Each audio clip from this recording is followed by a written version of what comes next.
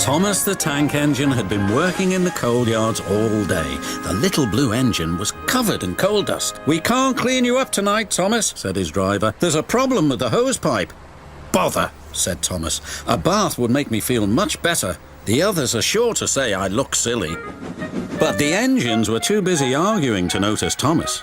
James was talking loudest of all. "I deserve a new coat of paint. The Fat Controller says I'm the pride of the line and—" "Rubbish," huffed Henry. "We're all the pride of the line." "It's been like this all day," confided Percy to Thomas. "James is getting a new coat of paint and won't stop boasting about it." "Why, James, I'm the one who needs a new coat. Look at me." "I'd rather not," retorted James. "You're not a pleasant sight and wouldn't understand the needs of a really important engine." Thomas was fuming. Next morning, as James was being repainted, Henry had an accident.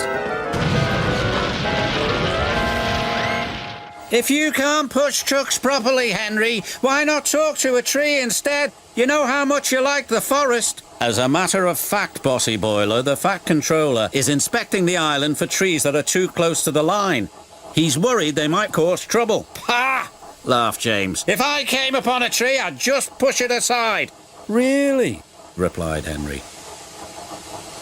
Soon James was showing off his paintwork. "Make way for an important engine." "You wouldn't feel important if one of these trees crashed on you. You'd feel hurt," reproached Percy. "Rubbish! It wouldn't dare." "You should be careful, James. Trees can be just as powerful as engines," advised Terence. "Pah!" snorted James. "Now excuse me, the Fat Controller needs me to pull the express." And he huffed away. But James was wrong.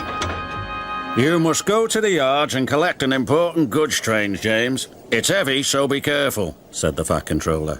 "But, sir, I've just been repainted. Can't Thomas or Percy do it? They're dirty and like working with trucks." Really useful engines don't argue. So James didn't. By the time he arrived at the yards, the weather had changed for the worse. "Your colour's nice, James. Pity about your face, though," said a truck. James ignored them and set off. Soon they came to a hill, and his driver knew that they were in for a difficult time. An old tree close to the track was being blown by the strong winds, and rain had weakened the slope. All of a sudden the tree moved.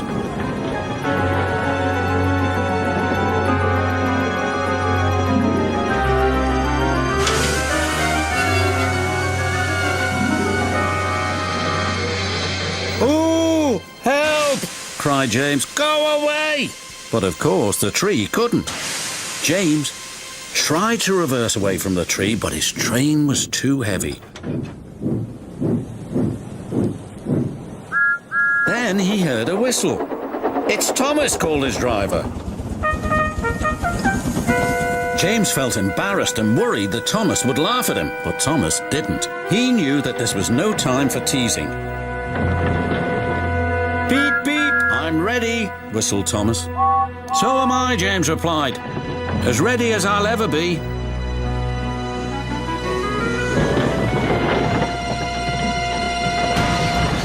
They were just in time. Later, James spoke to Thomas. "Percy and Terence were right to warn me," he said. "Thank you for rescuing me, Thomas." "Oh, that's all right. We engines must pull together, whatever the weather." Just then, Edward bustled in. "The Fat Controller thinks you're both brave engines. Thomas, you're going to have a new coat of paint, and James, the Fat Controller says that tomorrow you'll pull the Special Express." Everyone was very happy.